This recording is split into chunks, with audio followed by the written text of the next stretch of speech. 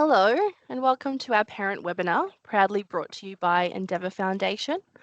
Supporting a young adult through the NDIS can sometimes feel overwhelming, especially when you're trying to understand plans, funding, supports, and where to start.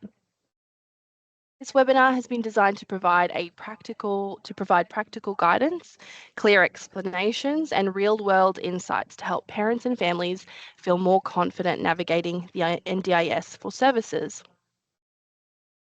I'm Leilani Johansson, and I'll be your host for today's session. And today we're exploring NDIS for young adults, a parent's guide to understanding plans and pathways, with our guest presenters Shelley McAuliffe from Endeavour Foundation and Mary Ingerton from Support Coordination Academy.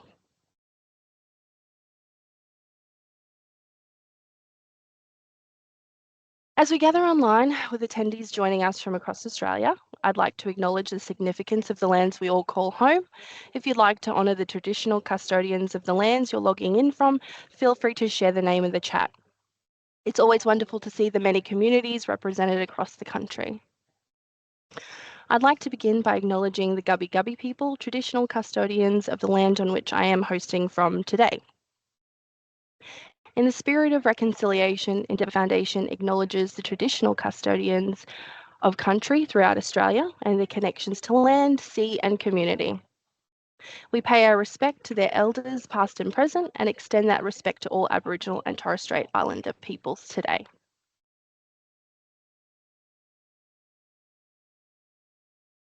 Before we begin, just a quick note on housekeeping.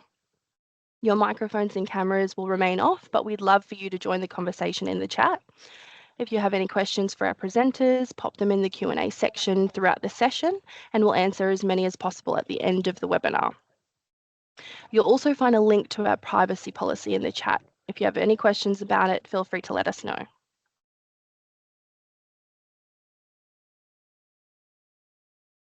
As mentioned, our presenters today are Shelley McAuliffe from Endeavour Foundation and Mary Ingerton from Support Coordination Academy.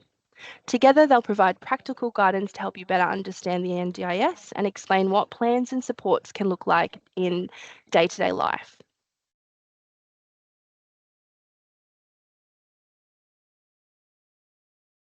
Our first presenter today is Shelley McAuliffe, Governance, Assurance and Improvement Specialist at Endeavour Foundation.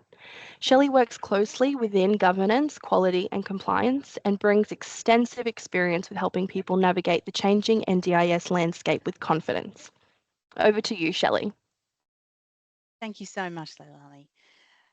Welcome, everybody. It's really great to see so many people online for this webinar. It is a very important and sometimes challenging landscape for you and your young adult. So I'm really excited to be able to share with you how Endeavour can assist you and your family members and your young adult through this process and with supports that we have here at Endeavour. So a little bit about Endeavour's background. We support people with intellectual disability across the eastern seaboard, so Queensland, New South Wales and Victoria. So we are in so many different locations, 295 sites, right from the top of Queensland down to Melbourne.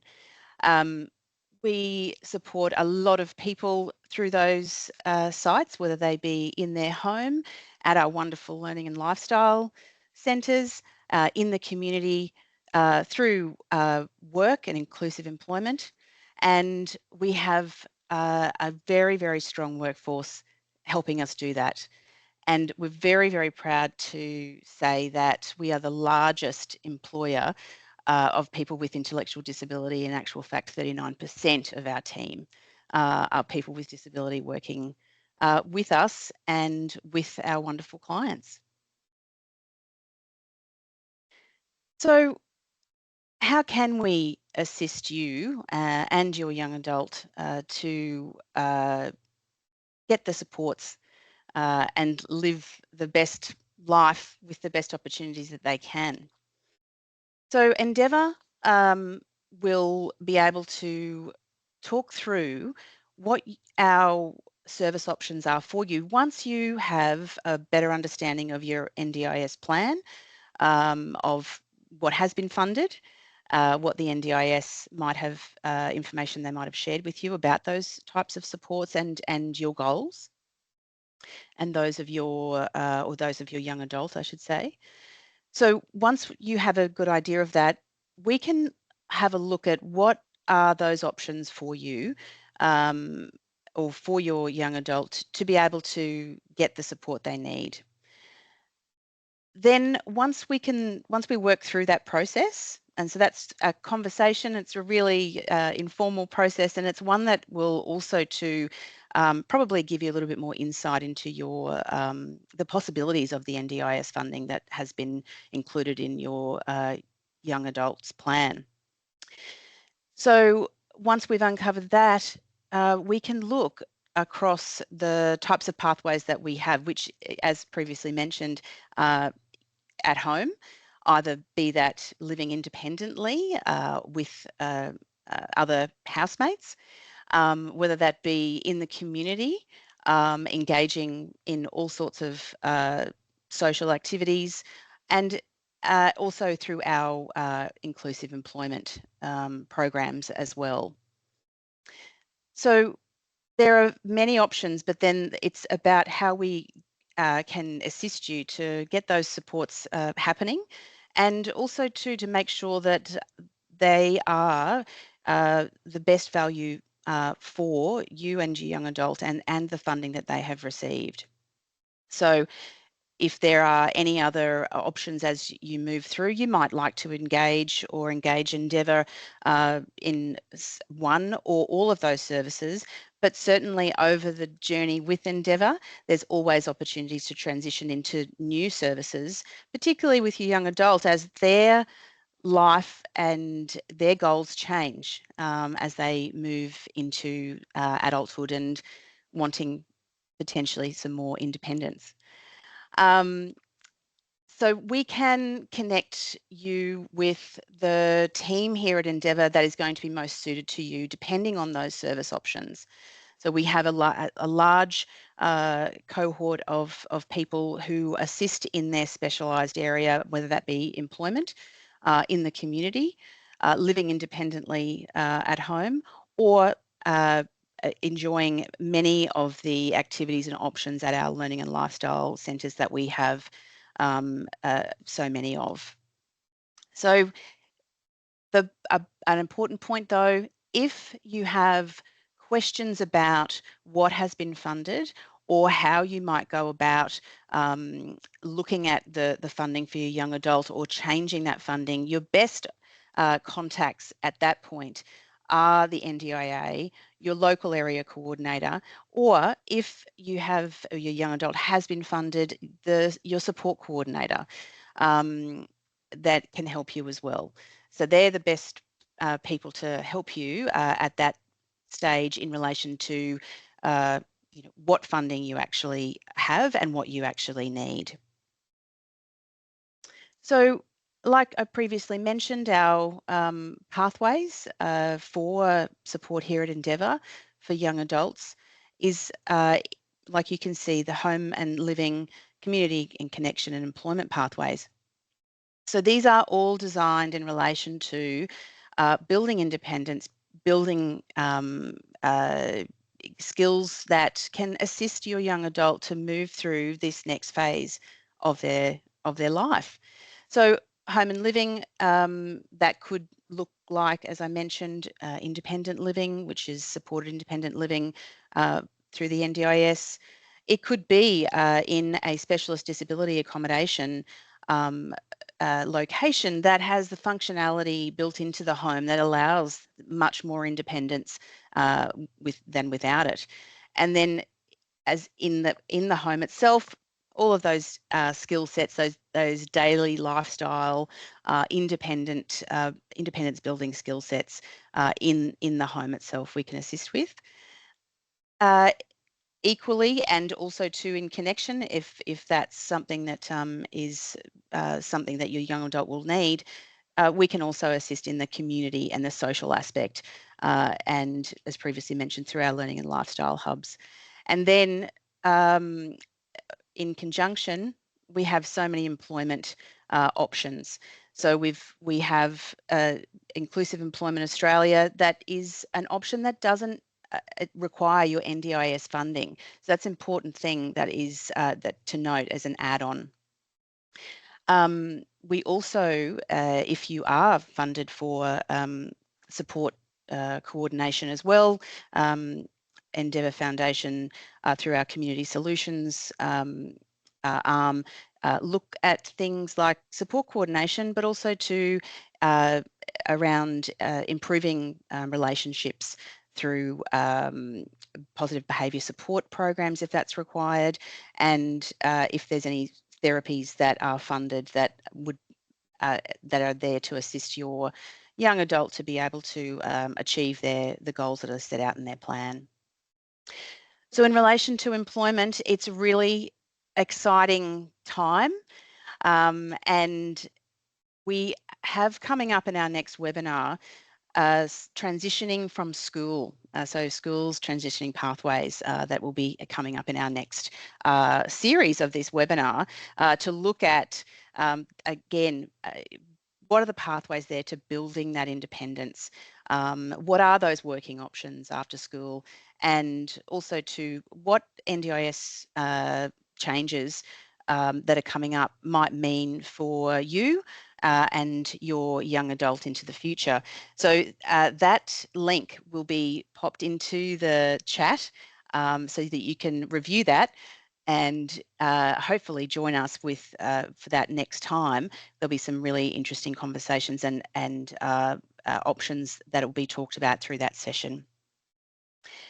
So if there's anything that I've spoken about today, I know that it's been very high level. It's really about just letting you know that Endeavour has so many options that across the board for our young adults to be able to get into life and transition from school and build that independence. So if there's any questions that you have from what I've spoken about today, please feel free to reach out. There'll be a second link put into the chat that we can connect with you about any of the questions that you might have on my program today. So without further ado, I'd like to introduce you now to Mary and her presentation for the next stage of this webinar. Thank you, Shelley. Moving along now, our next presenter is Mary Ingerton, Managing Director of Support Coordination Academy. Mary has extensive experience supporting families and support coordinators to navigate the NDIS and understand how to work through complexity with confidence. Over to you, Mary. Okay, thanks, Leilani. Hi, everyone. Welcome. Again, so I'm Director of Support Coordination Academy. So we generally work with support coordinators providing training, coaching and support, and also support coordination organisations. But also within my role as my social work background, I've worked with, and I continue to work with a lot of families in the health setting. So I've got quite a lot of experience of working within the NDIS. Wasn't mentioned right at the beginning, if you have any questions, can you please just put them into the chat, and then we'll move them over to the Q&A section, and then we're going to try and leave a bit of a time at the end of my talk to answer any of your questions. So please just write any questions that you might have in there, and we'll go from there. Okay. So at the beginning of the talk, Endeavour was really talking about how the NDIS can be really overwhelming and difficult to navigate, and we know that people who work within the NDIS find it difficult to navigate because it's very, very complex, constantly evolving, and it has quite confusing language. So different language, people use different language, and it's not very consistent, so it could be quite confusing. And also for families, you're already managing significant caring responsibilities, and really trying to navigate the NDIS isn't your priority.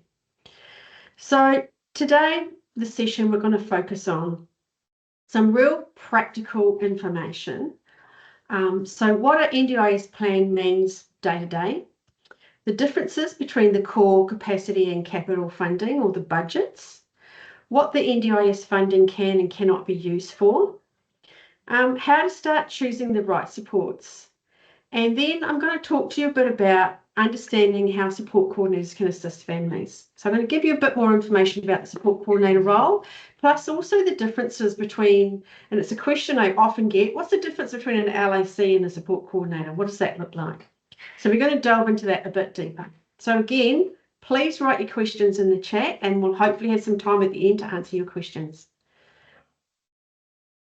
Okay. So what does an NDIS plan mean day to day? Basically, the idea of an NDIS plan is to help the person who the plan is about to understand the supports that have been funded and the funding that's been allocated, so that to help them, that's been approved to help them access the supports that they need. And it's specifically in relation to that person's unique disability-related support needs. And you will hear the terminology disability-related support needs all the time, because the NDIS only funds supports that relate to the impact of a person's disability. So what are the barriers that they experience in relation to the impact of their disability, and what supports do they need to help them to overcome those supports? So every single NDIS plan will be different depending on that person's unique support needs. So an NDIS plan can help families understand what goals the person is working towards. So generally within a planning meeting, an NDIS planner or an LAC will talk to you about what are the goals that you'd like to work towards, and it's actually written into the NDIS legislation. So it's really about what are the goals, what is the goals that the person wants to work towards, because that really helps the NDIS identify the barriers that that person experiences and the unique or the funded supports that that person's going to need to help them pursue those goals. So that's how they work out the supports that are needed or are available to assist that person to pursue those goals. The plan also talks about how often the supports are available. So then, and that will depend on how much funding is available within that plan. You then can work out how often we might be able to access those supports. And the plan also talks about which services or providers can be engaged.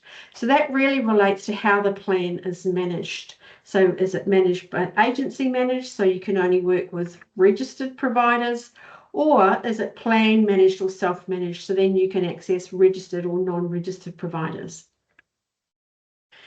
So generally an NDIS plan assists a participant or a person who's gained access to the NDIS to do things like attend therapy appointments. So that might be around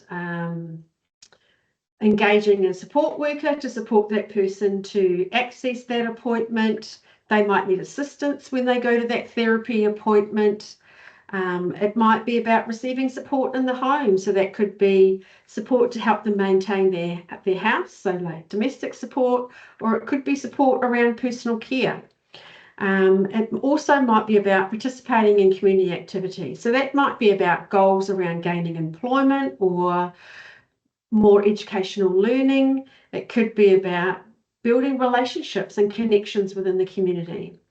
And also the plan really assists people around that, acknowledging that people with disability have unique support needs, and sometimes they need that assistive technology, or AT, the NDIS call it.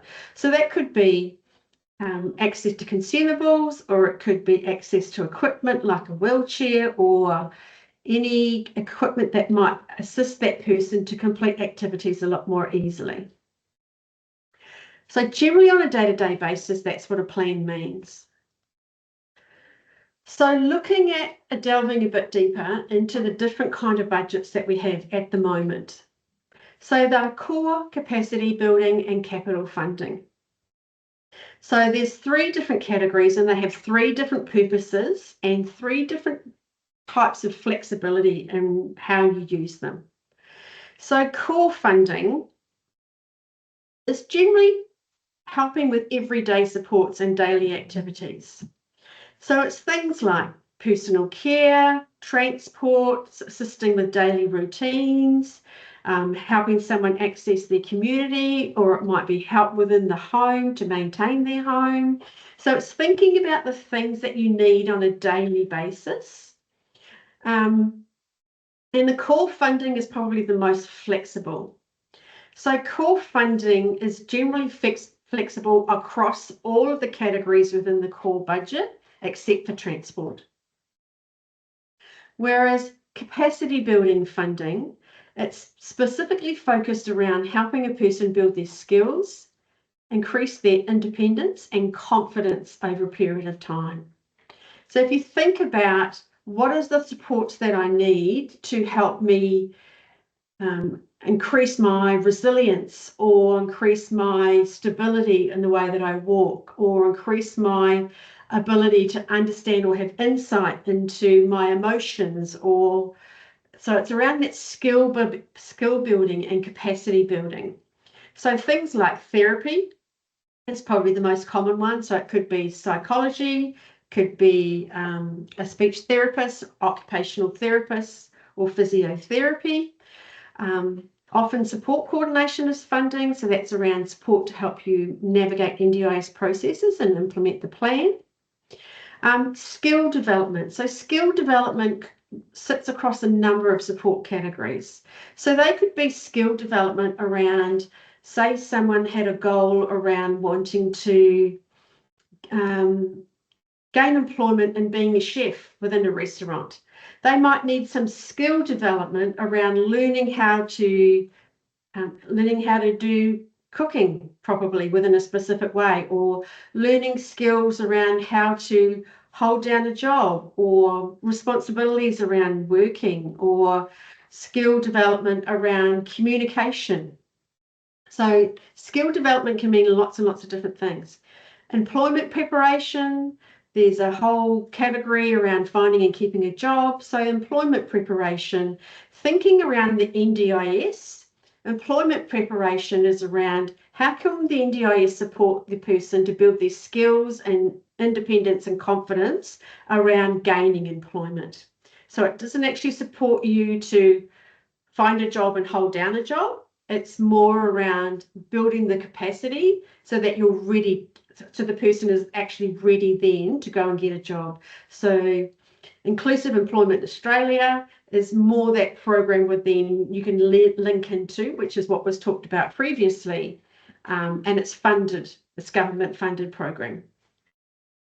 So there's also around building independence and learning how to manage daily life. So that could be around occupational therapists, working with someone how to improve their daily living skills or their confidence within the home, or learning new skills around how to manage things within the home. And then capital funding is more around, so just going to go back to capacity building funding, it's not as flexible as the core budget. So within capacity building funding, we have high level support categories, and the funding is only flexible within that support category, not across support categories. So you couldn't use support coordination funding to access therapy supports. Hopefully that makes sense. And then capital funding is the least flexible.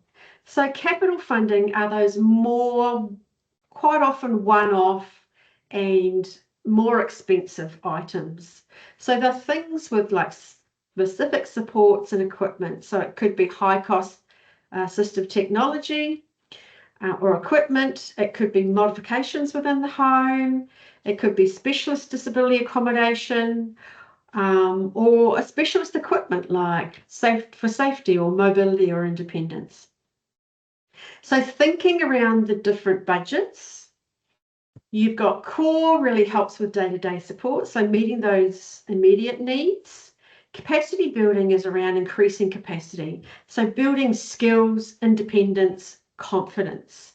And capital budget really helps with those often one-off higher end purchases. Okay.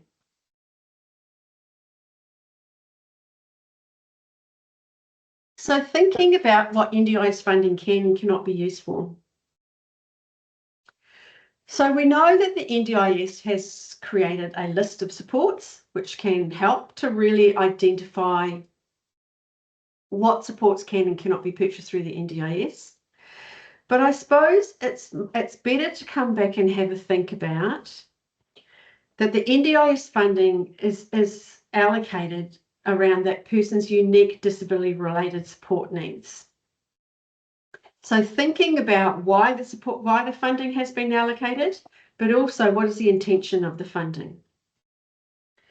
So basically NDIS funding, when we're thinking about then looking at the plan, what are the goals, what do they mean to that person, what are the supports that we're going to need to achieve those goals, and thinking about what supports and services are going to be needed or what supports and services are appropriate. Thinking about the type of support that's required. How does it relate back to the impact of the person's disability? How does it link to their goals? How does it support their daily living, independence, learning, work, or community participation? And how does it fit within that funding categories within the plan? So when I talk about the funding categories, thinking about the budgets and the categories that funding sits within. It's quite prescriptive at the moment. So I'll give you an example. So say, for example, well, I was working with a young woman who had an intellectual disability, and she had a goal of when she left school that she wanted to go and do some further education. So I worked with the family around doing that planning with the family around what would that look like for that person. So when she says she wants to go and learn something else, well, what is it that she wanted to learn? Excuse me. So she wanted to learn how to be a fitness instructor. So actually, she really, really loved fitness and she wanted to learn how to do that. So we really needed to think about, well, where could she do that and what type of support that she would need. So we had to think about, okay, so if the goal is around further education, we had to think about, well, what type of education? And if that was the main goal and that was what the outcome that she was trying to achieve, if you start to work backwards and then think about, okay, so what supports will she need to be able to help her pursue that goal or achieve that goal? So we were thinking around, if the goal was for her to go to TAFE, well, we'd identify that there was a course at TAFE. We also identified that there were support systems within the TAFE system that support student support that we could link in that would help her with completing any assessments and understanding the content. And then thinking back to NDIS funding, this person had really unique barriers in understanding how to access transport to get to the TAFE placement, and also to navigate the campus and feel confident in being within the classroom. So we were able to think about, okay, so the best person who would be able to support this person as an adult to transition to the TAFE was into getting the person used to the linear setting to understand whether that person was actually a really good fit for that person. So we organised for her support worker to go with her on the train to the TAFE and meet with the student services and the courses, people who are running the courses, to have a really good conversation, to make an assessment about whether the course was a good fit for the person, but also if this person felt like the course was a good fit for them. So once they'd had that meeting and they were able to set up all those kind of supports, we were then putting a plan in place to think about, okay, so how are we going to support this person to learn how to get transport independently to the TAFE, but also what they needed to do once they were there. So we worked out a bit of a plan about how that would happen. And so we linked in the support worker to teach this person about catching the train, setting up schedules, timing, what she needed to do, what cards and things she needed to get to the TAFE, And we set up a really clear schedule for the person, and also that when she got to the TAFE, that she was linked in with the support services. So you could clearly see that supports that we linked in was directly related to the impact of her disability, because she had an intellectual disability and she needed support with processing and remembering information and scheduling her day. It linked to her goal of wanting to have further education. It linked to in relation to supporting daily living around learning and independence, around participating within her community and working towards her goal of further education. And it also fit within the funding categories within her plan. We drew for funding from the core budget, and also she had funding around finding and keeping a job, and part of that was around the first step was first learning how to do the job through TAFE and then progressing from there.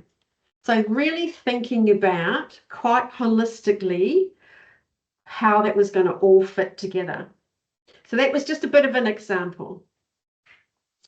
Thinking about what the NDIS funding cannot be used for. And there's a lot more information on the NDIS website, especially when you're thinking about self-management funding. There's some really good resources around there. So thinking like the NDIS, the intent of the whole NDIS funding is not to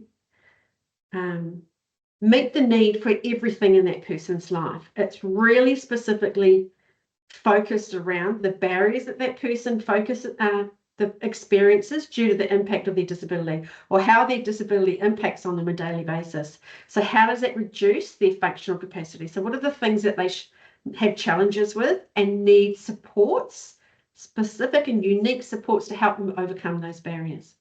So if we think about it from that perspective, then we think about what's within scope and what's without a scope, or what do they fund and what they don't fund.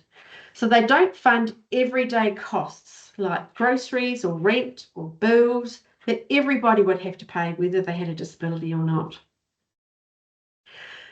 Supports that are not related to the person's disability. Services funded by another service system like health or education or housing. So when you're thinking about, say for example, when you're thinking about linking in therapy supports, thinking about, can I get that through my health system, or can I get that through, some outpatient clinic, or are those services available within my community, or are they not available and therefore I need to utilise them through the NDIS funding? So it's about thinking around, is it available via the NDIS or other service systems? So the NDIS talk about other service systems, and they generally government services or mainstream services, they call them, like education, health, housing. They could be aged care. They could be through mental health services. So there's other supports that are available. So it's thinking about, how can I utilise this funding to understand what the goals are for the person, but wrap the funding around the person. So combining the funding for the NDIS funding that meets their unique disability support needs with services that are available in mainstream services or that might be available in the broader community. And also activities or items that are not linked to their plan or goals. So when you're thinking about supports for the person that you're supporting, or you might be a participant yourself, thinking about what are my goals and what supports am I going to need to help me pursue those goals? Are they specifically related to the impact of my disability and the barriers that I experience, and therefore so therefore you can utilise the NDIS funding because they're often unique supports that are just related to your unique disability? Or are they general supports that anyone can access within the community, whether they have a disability or not? So hopefully that's making some sense for you. If you try and keep it a bit simpler, That's generally about what can be supported through the NDIS funding and what cannot be supported through NDIS funding. Okay, how to start choosing the right supports. I'm just keeping an eye on the time, so I make sure that you have enough time for questions. Okay. How do we start choosing the right supports? So once you understand the person's goals, what's in the plan, the next step is working out which supports will be best help with your young adult in everyday life. So I find the best way to start is to start with a person's goals, because that kind of leads into everything else. So you kind of start quite broad and then you narrow it down. So if you're thinking about the person's goals, but also understanding what those goals mean to that person. What support will they need to help them pursue their goals? So what are the barriers? So what are their goals and what do they mean to them? What are the barriers that they face on a daily basis? And what supports will help them to overcome those barriers so that they can actually work towards their goals?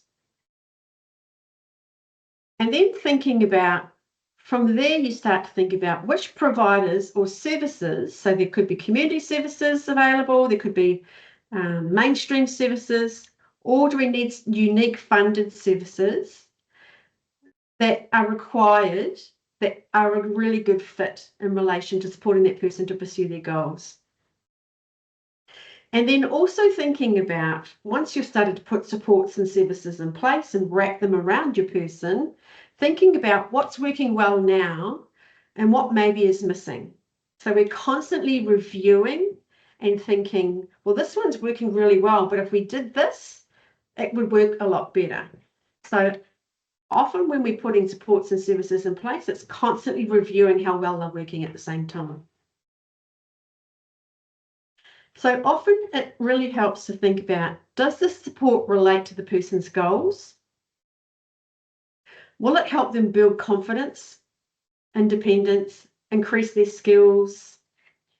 Is the provider experienced with young adults? So often I always talk to families about thinking about what are the unique needs of the person and who are the providers that we're trying to engage. So what specifically we experience and skills do we need from that provider? So always asking, thinking about, say, for example, if you are looking for a speech pathologist, are they experienced in working with young people or someone with a specific disability type? Can they work within the community, or do they only work within their office, or can they come to the person's home? So thinking about what kind of supports and what do they need to look like to be a really good fit. And thinking about the flexibility of the support. Can they grow or change as the person's needs change? Okay, so that's a lot of information. So where to go to for help and when? So it was mentioned earlier that there's a number of people that can actually help you with this. So local area coordinator or an LAC, they provide general guidance and help understanding the plan. If you have support coordinator funding on your plan, they can help. Mainly their jobs around connecting and coordinating supports.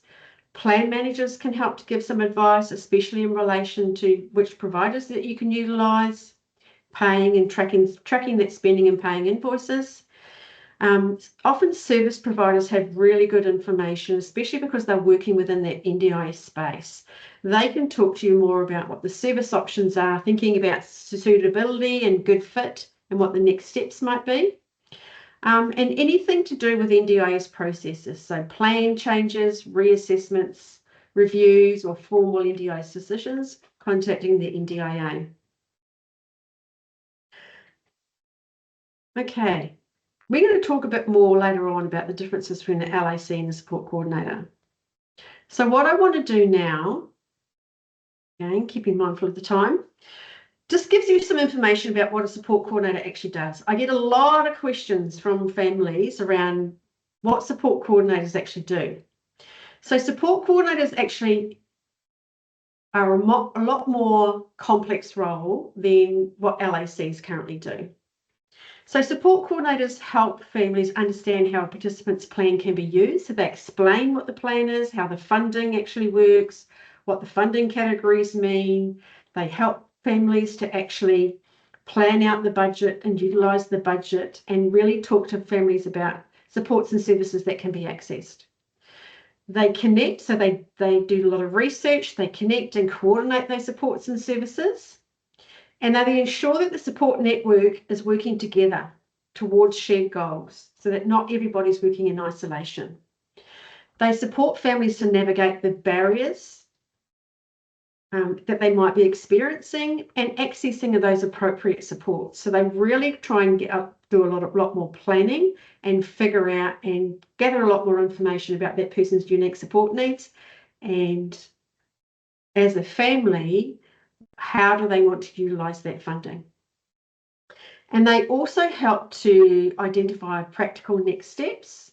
So it might be about breaking the goals down into smaller goals and achievable steps, but also helping to resolve some of those challenges and issues.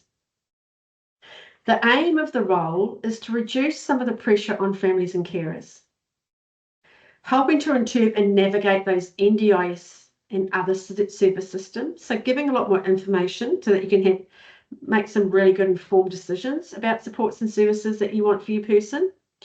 They improve the coordination across the participant support network.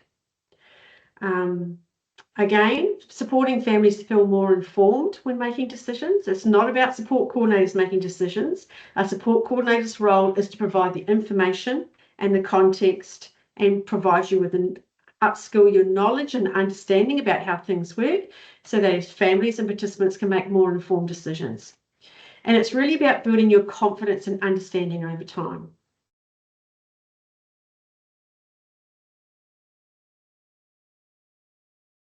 Okay.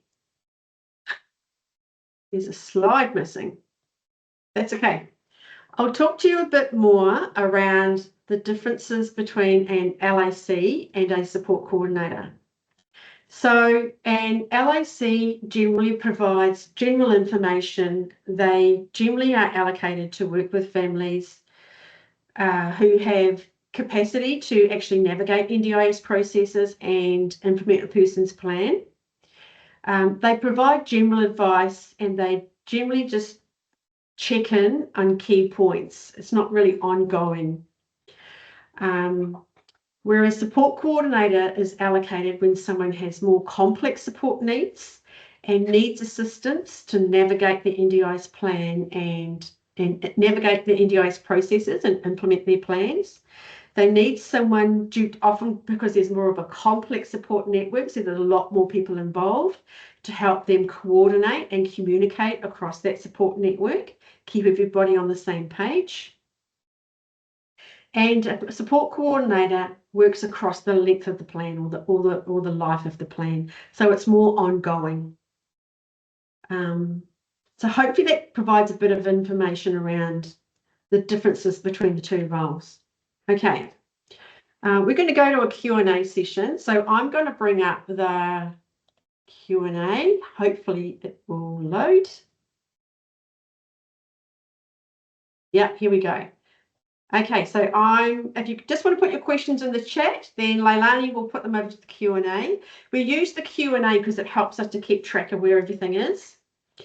So Steve and Vicky have asked, in a lot of areas they have taken LACs from participants. Are they going to be taking support coordinators as well? Calling the NDIA is sometimes hard to navigate for some participants or their nominees, as you get a different person each time, or if I found that they just don't understand what I'm calling about for my daughter. Totally acknowledge it can be incredibly frustrating. I would like to know an example of where they're taking LACs from participants. So at the moment, basically when a person is allocated a plan, the NDIA provide a level of assistance around implementing that plan. So a person either gets allocated to a support coordinator, to a LAC or a local area coordinator, who are partners with the community organisations which are employed by the NDIA. So they get allocated an LAC, or if they have more complex needs and they need assistance with implementing their plan, then they get allocated support coordination. So they always have an LAC or a support coordinator. So sometimes what happens is that LACs have such a high caseload that an LAC may leave and then someone needs to get reallocated to another LAC. But if you don't have a support coordinator, I would be contacting your local area coordinator organisation and asking them, who is my LAC? Because they have to allocate someone to you. Hopefully that will answer your question. It would be good to know a little bit more about where they're taking LACs from. If you can provide me with an example, I might be able to give you a better answer. Navigating the NDIS and calling the 1-800 number. I suppose you need to understand when you call the call centre, they're actually contractors that have been outsourced. And so sometimes they don't know all the answers. I find that if you're calling the 1-800 number and they don't understand what you're asking, ask. Don't be afraid to ask to speak to someone else. Yeah. Okay. My son is 29 and we put an application in last year and haven't heard anything. What do I do now? Okay. So I'm assuming that you've put an application in for access to the NDIS. If you haven't heard anything, you should have absolutely heard something by now. You should have received a letter in the mail, or on the access application, you needed to nominate how you wanted to be contacted. So that would be how they would contact you. So it would either be by an email or a letter in the mail or a phone call. So if you haven't heard anything, I would be contacting your local area coordination service, the LAC service, and asking them to look up on the system, because they can access the NDI system, to give you information about what happened with your application. And you can find out who your local service is by going on the NDIS website. I'm a semi-retired science and technology teacher. I'm planning to run hands-on life skill-based courses for small groups of NDIS young adults, mainly in Toowoomba and Brisbane. How to get funding for such programs?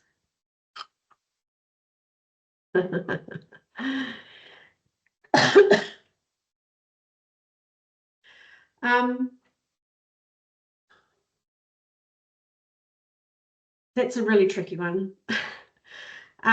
Look, it's not about, okay, I suppose you need to think about it from a different perspective. It's not about someone going, I want this program, how do I get funding for it? The NDIS, that's kind of the end result. The NDIS really focus on what is a person's goals, what are the barriers that they experience, and what supports will they need to support them to achieve that goal. It is then up to families and participants and support coordinators and LACs to provide support, to really think about, well, this is my goal. These are the skills and support that I need. What services are out there to actually support me to do that? So I would need to know specifically around what the program is, what category that would fit within. So I suppose it's looking at it from a different perspective. If you want to talk to me more about it, you can email me at info@scacademy.com.au. Okay. What capacity building would be right area for any OT reports required for renewal time? So if you require an OT functional capacity assessment or an OT report, then you would need to have enough therapy funding, assistance with daily life, I think it is, improved daily living, and the capacity building budget, you would need enough funding within that support category. Okay. Can we move capacity building funding into categories within the core funding? No, not at all. You cannot move core funding into capacity building funding, and you cannot move across budgets. You cannot move funding across core, capacity and capital, and you cannot move within capacity building funding. It has to sit within a support category. So hopefully that answers your questions. They're quite restrictive at the moment. In the future, once the new support planning will coming in, the NDIS is planning to make the budgets or the funding more flexible. So there won't be core capacity. It will just be flexible and non-flexible funding. Okay, new posts. Going to run out of time. Okay, I'm just checking your things. Where do you go to find out what you should be asking for in a plan? Identify goals for a young adult, find out what services are actually out there and what exactly they offer. Okay. I think if you're going for a plan review, always start thinking about what is the person's goals. Always start with the goals, because the goals then help you to think about, well, what are the goals and what does that actually mean to the person and what supports will I need to achieve them? Yeah. So what are the barriers that your person experiences and what supports will they need to overcome those barriers? That's a really good place to start. And then thinking about, that's how the NDIS identifies what funding would get allocated on your plan. So once the funding is on the plan, so for example, your person might have a goal around wanting to go and do some volunteering, but they've never volunteered in their life before and they don't have really good communication skills, or they might not have very good mobility. So then you might be thinking about, well, if their goals around wanting to participate in their community through gaining volunteering experience, then thinking about, well, what are the barriers that they face? The barriers might be around mobility, it might be around communication, it might be around managing their emotions, it might be around building confidence and talking with people. So that's how we really then identify what are the supports that we need. That's when I mean around identifying what supports that we need. So those are the two main things that you will need. And then if you already have services in place, so it might be around psychology you might already have in place, getting reports from them around what supports that they are providing to that person, what progress has been gained, but what are supports they're going to need going forward. It's quite complex, and I think in the next session they're going to delve a lot deeper in relation to doing that planning.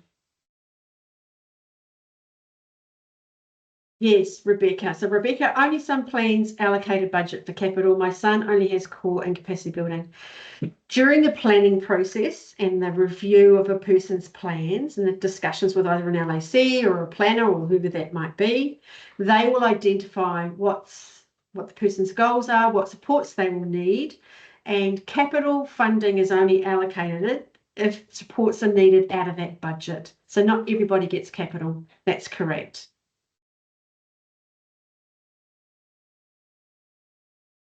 Okay, they took LAC from our area in Atherton, North Queensland. They left us with no one except the NDI number. I had to fight to get support coordination into my daughter's plan, but very minimal funding.